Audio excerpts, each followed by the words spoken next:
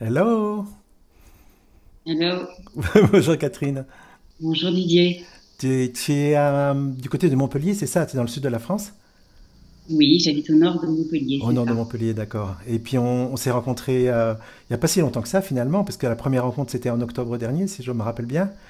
Et après, ben voilà, on a passé du temps sur cet atelier au domaine de Nab il y a quelques mois. Où en étais-tu? C'était quoi exactement tes découvertes, tes incompréhensions? Comment tu pourrais résumer ça? Je résumerai en disant que j'ai été complètement guidée en fait. Le 1er octobre, il y a eu il y a eu des signes qui m'ont vraiment conduite à cet Oui, tu m'as atelier. raconté, bah, tu pourrais citer un des signes que je Oui, trouve magique en fait. quelques jours avant, il y a une personne qui me dit, j'ai un petit message pour toi de là-haut. Il faut que tu prennes soin de ton jardin intérieur. Hmm. Et puis, quelques jours après, j'ai une amie qui m'appelle le matin pour me parler de ton atelier et pour me dire, écoute, il y a Didier Weiss qui est là. Alors, c'était un peu tôt pour le matin, mais et puis je lui dis, mais ça se passe où? Et elle me dit, c'est dans un lieu qui s'appelle le jardin intérieur. Et là, je me suis dit, mais c'est pas possible, c'est vraiment un signe. Oui, Donc, j'y suis allée que l'après-midi. oui. Et là, ça a vraiment été ben, quand je t'ai vu, à l'instant où je t'ai vu, d'abord j'ai éprouvé le fait d'être un avec toi. Donc c'était très fort. Et puis après, je me suis dissoute. Voilà, j'ai Hmm. passé l'après-midi allongée parce que j'ai, Oui, je me voilà. rappelle, c'était étonnant d'avoir une causerie, une conversation, et tu étais en mode horizontal, donc pourquoi pas? C'est assez rare finalement. Voilà, c'était ma façon de voir en fait ce que D'accord, ton mais quand même, Catherine, donc il y a eu ces dernières années, je ne sais pas combien de temps, il y a eu des différentes formes de recherche, de pratique, etc. Ça a pris quelle forme dans ce monde, Catherine? Alors, l'histoire de Catherine, elle a commencé toute petite, mais on n'a pas beaucoup de temps, donc je ne vais pas trop développer. Mais je dirais qu'il y a eu un événement quand même vraiment fondateur quand j'avais 28 ans, donc il y a 28 ans, où j'ai vécu une expérience spontanée d'ouverture de la conscience qui a changé radicalement ma vie. Hmm, Et en même temps, le moi n'avait pas complètement disparu. d'accord. Donc j'ai vécu pendant 28 ans à la fois très proche de conscience, qui est mon être intérieur, et en même temps avec un témoin. C'est-à-dire que le moi avait cette forme-là de témoin, et il y avait des moments où le moi prenait une place qui était dérangeante dans ma vie. C'était dans des contextes émotionnels. C'était vraiment par rapport aux émotions, par rapport à l'affectif que le moi était problématique dans ma vie jusqu'à une semaine avant l'atelier de Naples. Parce que moi, ça a commencé une semaine avant. Alors, qu'est-ce qui s'est passé une semaine avant? Raconte-nous un petit peu. Ben, en fait, euh, déjà, je connaissais rien à la non-dualité. Je l'avoue. Je connaissais rien et tu as envoyé des messages avant l'atelier. Il y avait des messages donc de préparation. Oui. Et tu nous as envoyé un message en disant voilà, si vous avez des questions à poser pendant l'atelier, voilà, préparez-les à l'avance. Et je me suis dit bon, Catherine, là, tu as jamais lu un livre de Didier, tu connais rien à la non-dualité. Il faudrait peut-être quand même, voilà, que tu te prépares.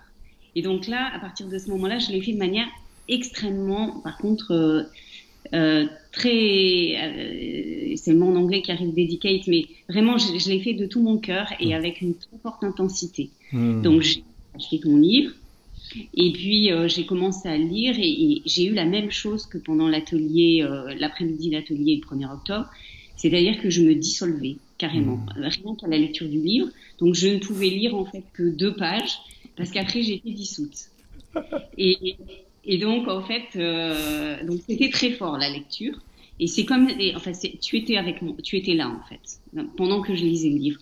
Et puis, quand j'ai lu commencé à lire le livre, il y a quelque chose de très fort qui est arrivé, c'est qu'il y a un mot qui a sorti, qui est carrément sorti du livre, et c'était le mot Ananda.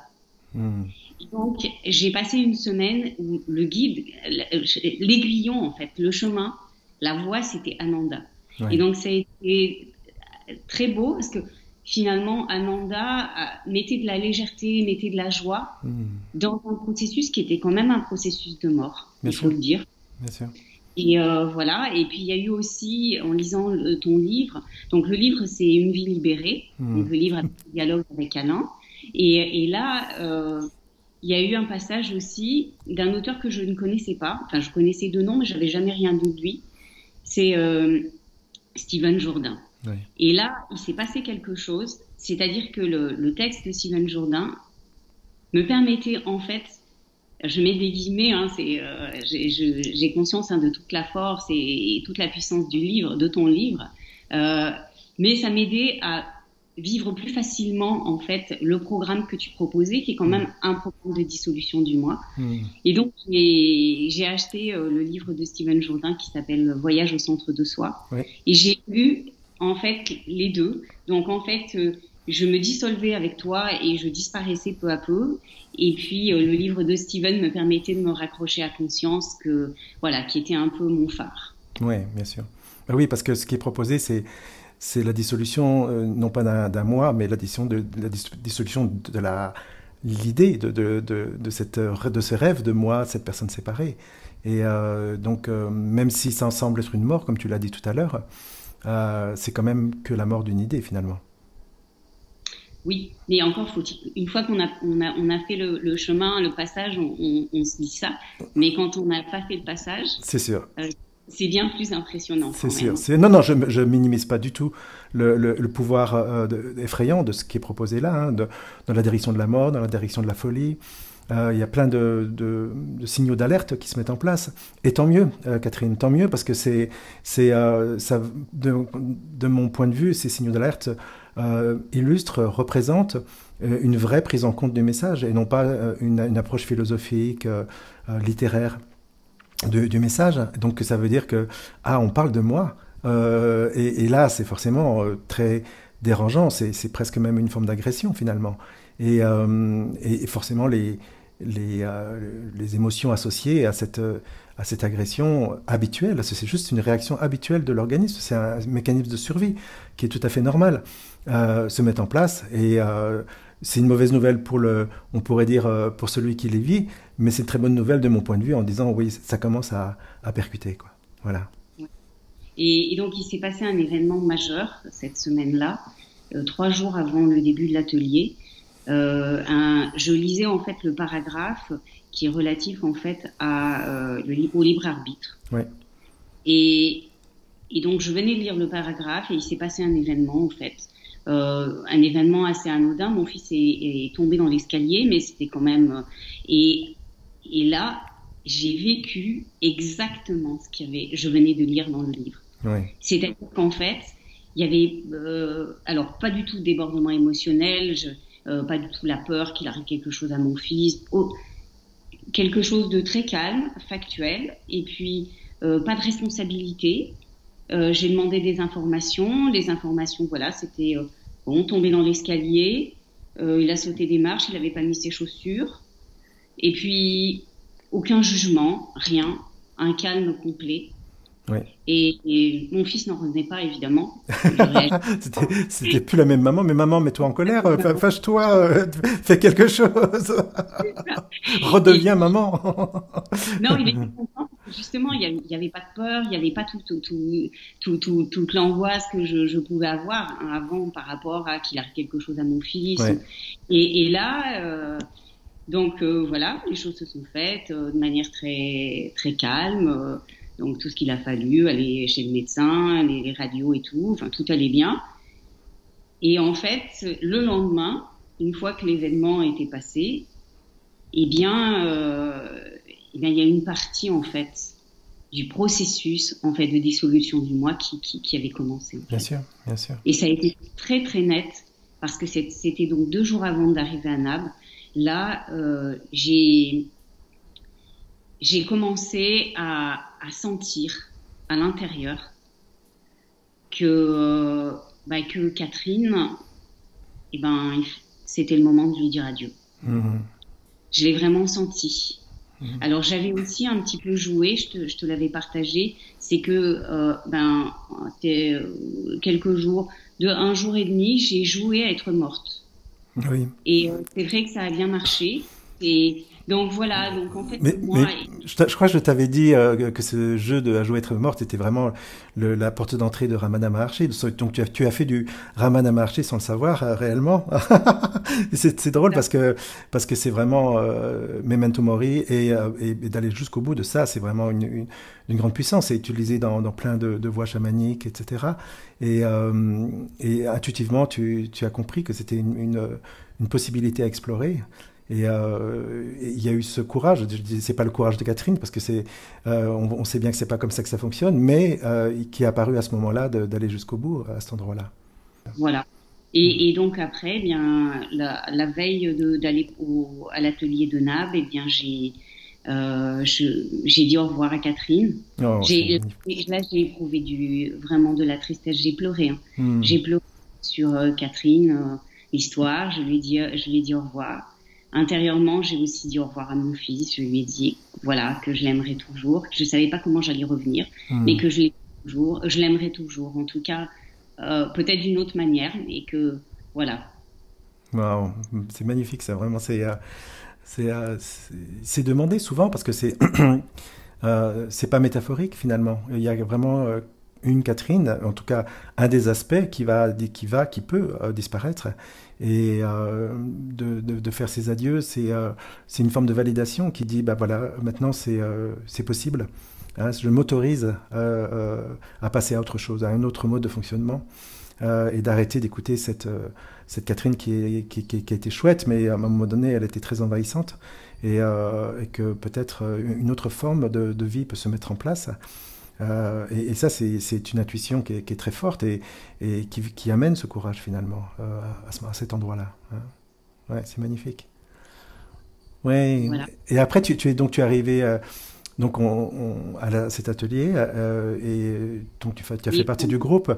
Je me rappelle aussi, juste pour un peu par l'anecdote, mais en fait je trouve ça intéressant, tu as eu des réactions physiques très très fortes pendant pas mal de temps, enfin pendant plusieurs jours. C'était très impressionnant pour le groupe. J'ai un peu plus l'habitude, donc j'étais un peu moins impressionné, mais raconte-nous un petit peu ce qui se passait à ce moment-là. alors, les manifestations physiques, hein, j'en ai déjà eu, donc pour moi, c'était pas nouveau.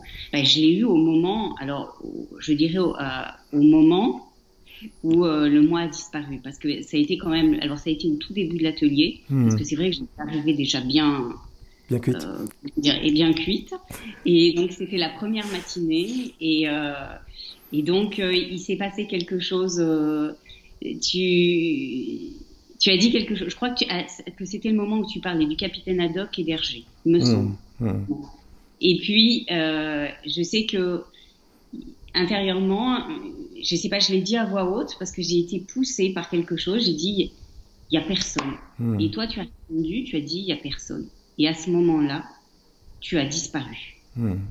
C'est-à-dire que tu n'étais plus sur ta chaise. Et au moment où tu as disparu, j'ai disparu. Et c'est à ce moment-là que, alors là, j'ai eu un rire. Alors évidemment, j'ai beaucoup ri. J'ai énormément ri pendant cet atelier. Si ça peut donner l'envie à certaines personnes de les faire, au moins sur cet aspect-là, j'ai énormément ri, beaucoup dansé, beaucoup chanté. Et donc à ce moment-là, il y a eu un rire qui a surgi. Et puis effectivement, des manifestations physiques très fortes, c'est-à-dire des tremblements. Oui. Et ces tremblements, en fait, c'est parce que il y a un changement de fréquence qui était tellement fort au niveau du corps que la manière pour le corps de gérer ce changement de plan, c'est en fait voilà, des tremblements. C'est ça, donc c'est une forme de dissipation d'une énergie qui est là, c'est quelque chose qui a besoin de s'exprimer, de se libérer, c'est une forme de libération finalement. C'est une libération, mais chez moi, la libération, elle passe effectivement par l'extériorisation et par le corps. Bien sûr. C'est peut-être la raison pour laquelle j'ai tendance à beaucoup danser. Oui, bien sûr. Wow, c'est chouette. Donc voilà, donc on est bien d'accord que cette découverte, c'est pas la disparition du moi réellement, c'est la disparition de l'idée du moi. Oui, absolument, bien sûr. C'est vraiment toujours la formulation qui est importante de préciser, parce il semble réellement qu'il y a quelque chose, quelqu'un qui meurt, et tant que c'est pas arrivé au bout de la conclusion, il y a effectivement un très fort parfum de mort et peut-être même une désespérance.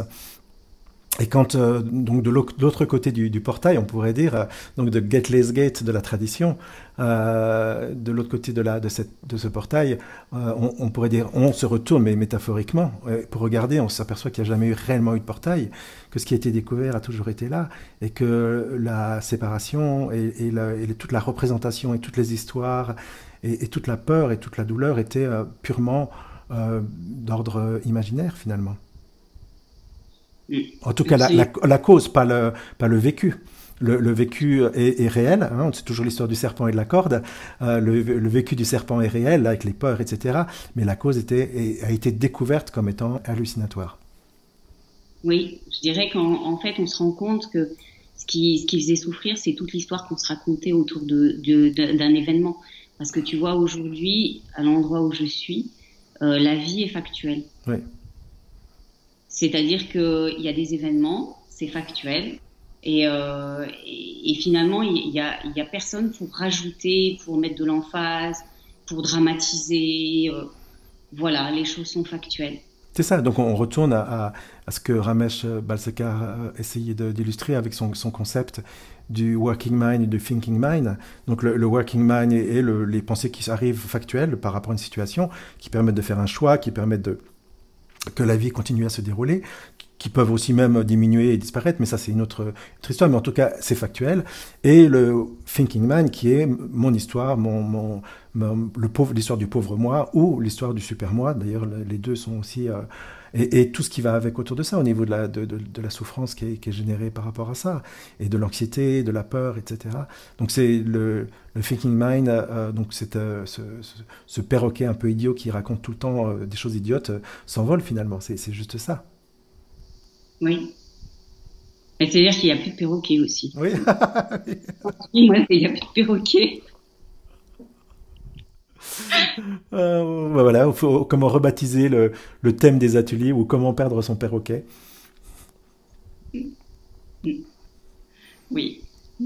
Donc voilà, donc Catherine, donc c'est vraiment dans ton cas très impressionnant dans le sens où c'est assez abrupt en fait, hein, tout ce qui s'est passé, très visible, alors que dans certaines histoires, et je le précise ici pour pas qu'il y ait de mauvaise compréhension, dans certaines histoires c'est infiniment plus transparent et progressif.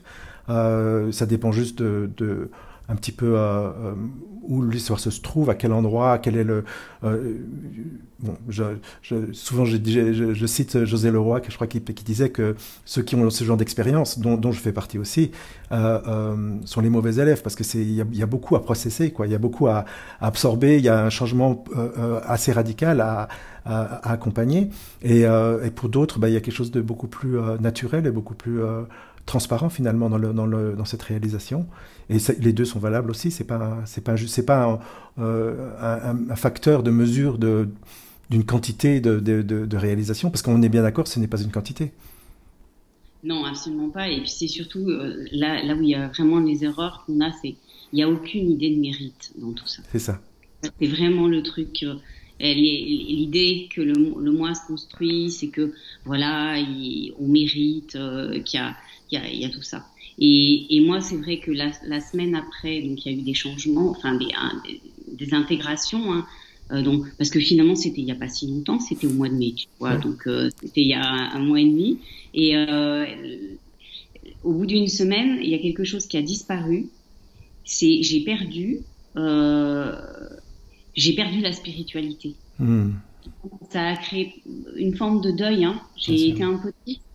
Et donc avec l'idée de spiritualité, c'est l'idée qu'il y a un chemin spirituel, l'idée qu'il y a des gens qui sont plus avancés que d'autres, l'idée qu'on a une mission, qu'on a quelque chose à faire, l'idée qu'on peut devenir une sainte ou un saint. Bien sûr. C'est toutes ces choses-là. Et qui, pour moi, c'était important pour moi. Dans la vie de Catherine, dans l'histoire de Catherine, ça a été des aiguillons, c'était des idées qui m'ont peut-être aussi donné une énergie pour avancer. Oui. Mais c'est vrai qu'aujourd'hui, il n'y a plus ça. Ouais, oui, oui. Donc ça peut être une aide à un certain niveau et ça devient une entrave dans la finalité parce que ça devient, dans ce but-là, ça immédiatement régénère de façon virtuelle celui ou celle qui a besoin de ce but pour exister. Donc ça s'auto-alimente finalement à la fin. Donc c'est vraiment la disparition de ce plan de carrière spirituelle finalement qui se met en place. Hein. Parce que ça fait plus aucun sens. C'est ça. Mais qu'est-ce que tu vas faire alors maintenant? Tu vas écrire un livre pareil. Oui, enfin, disons que je vais continuer à en écrire. Je pense que je vais l'écrire d'un angle différent, par Ouais, contre, bien maintenant. sûr, bien sûr. J'écrirai, voilà, d'un angle. Alors, jusqu'à présent, c'est vrai que les livres, quand j'écrivais, dans l'état dans lequel j'écrivais, je laissais vraiment conscience me remplir et écrire. Là, ce qu'il y a, c'est qu'il y a même plus l'idée que il y a finalement une Catherine Bien sûr, qui écrit. bien sûr. Il y a, je pense que, voilà, c'est peut-être la vie qui va écrire à travers Bien moi. sûr, bien sûr, bien sûr, bien sûr. Ouais, oui, magnifique. Ouais, oui. Waouh. Alors juste la question, la question qui tue à chaque fois, c'est ben, maintenant que tu as des éléments peut-être à partager, comment tu les partagerais? Quel serait le conseil que tu pourrais donner dans une situation identique à la tienne, par exemple, ou une situation de recherche? Quelles seraient les priorités en fait? Alors, si je pars de l'histoire de Catherine, et je pense que c'est le seul endroit dont je peux partir, Oui, euh, je dirais que ce qui est important, c'est de travailler sur son histoire, sur ses blessures, etc. hmm, Parce que, en fait, dans l'histoire de Catherine, s'il y a eu 28 ans qui se sont écoulés entre l'expansion de conscience, la présence de conscience et la dissolution du hmm. moi, hein, ça a été 28 ans qui ont été nécessaires pour faire tout un travail pour que le moi peu à peu se calme pour travailler sur des choses. Donc le conseil que je dirais, c'est que faut pas se dire que voilà, je vise entre guillemets le chemin spirituel en me disant que ça va tout solutionner Ouais, et que c'est important. Voilà, si on a des blessures, moi c'était vraiment les émotions, l'affectif, bien sûr, c'est important de travailler parce que plus on arrive bien transparente, sûr. et plus le passage de disparition du moi, de l'illusion du moi est facile. Bien sûr, mais Ramesh en parlait assez souvent. Il avait cette phrase qui ne rendait pas tout le monde heureux, mais qui disait You must first have a healthy ego before you can transcend it. Donc vous avez besoin d'avoir un ego en bonne santé avant de pouvoir le transcender. Parce que sans ça, ce sera toujours un obstacle, ce sera toujours une contraction dans les moments de panique. Et les moments de panique, c'est la découverte peut-être que cet ego n'existe pas réellement. Et ça, ce sera toujours, enfin toujours, ce sera souvent un obstacle pour aller de l'autre côté. Oui. Donc c'est ça. Et puis après, le deuxième conseil, alors plus général, c'est amusez-vous. Hmm. Bah oui. Oui. Vraiment, il y a quelque chose de ludique. Moi, c'est dans le jeu.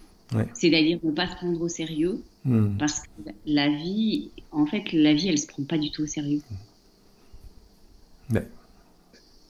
Oui, oui, bah, voilà, j'essaye d'amener cet élément dans les ateliers aussi. Tu as bien vu que c'était pas très sérieux. C'était à la fois, il y a ce paradoxe que ça peut être intense, hein, que ça peut être profond, tout en gardant cette légèreté et cette espèce d'humour qui est un produit puissant pour dissoudre l'importance personnelle. Oui. Et c'est vrai que ça marche très très bien dans les ateliers, les vidéos. Et puis je pense que le fait que tu te prennes pas au sérieux. Ce qui se passe dans les ateliers, c'est que l'humour, il est partagé entre tous, finalement, tu vois, entre les situations. Et puis, quand il y a de l'humour qui apparaît, il y a souvent un autre aspect qui apparaît d'un autre côté. Donc, c'est comme un jaillissement c'est comme un terrain fertile de cet humour, finalement, tu vois. Et ça, il n'y a rien de mieux que ça. Je suis d'accord avec toi. C'est le terrain de cet éveil, bien sûr. Oui, et justement, je voudrais rebondir sur ce que tu dis par rapport à que j'ai trouvé très beau, Anab, c'est la richesse des partages, le fait que voilà ce qui arrive pour chacun vient nourrir en fait Bien l'ensemble sûr, du groupe bien sûr. et qu'en fait c'est très beau. Hmm. C'était une très belle expérience, que c'est une belle expérience et Ouais. que en fait voilà Ok, que finalement on sort de la dimension du moi individualiste et on rejoint quelque chose bien sûr, bien sûr. qui est voilà au service de enfin on est tous Ouais. on est un en fait ensemble et puis un grand Waouh! merci. Ben, grand merci, hein. Je ne sais pas qui remercier, hein, toi non plus d'ailleurs, hein. Je suis certaine que tu n'y crois pas du tout en disant merci à Didier, mais on fait semblant, on dit bah oui, relativement. Merci à Didier d'être suffisamment ouvert pour se laisser remplir par la vie et par ce qu'il a à faire. Bon, bah ok, on va garder ça. Bah écoute, Catherine, c'était vraiment un grand plaisir de te parler. Est-ce que tu es disponible si des auditeurs veulent explorer un petit peu plus avec toi, avec cette énergie particulière, ce profil particulier, c'est ok pour toi? Oui, bien sûr. Ok, je mettrai les coordonnées en bas de la vidéo. Et puis voilà, ce sera accès direct. Parfait. Bon, Catherine, je t'embrasse. On se reparle bah, très bientôt. On se reverra certainement parce que je vais être sur Montpellier dans pas longtemps. Donc on aura l'occasion de se voir. D'accord? D'accord. Oui, merci encore, hein. À très bientôt. Je t'embrasse. À bientôt. Moi aussi, je t'embrasse.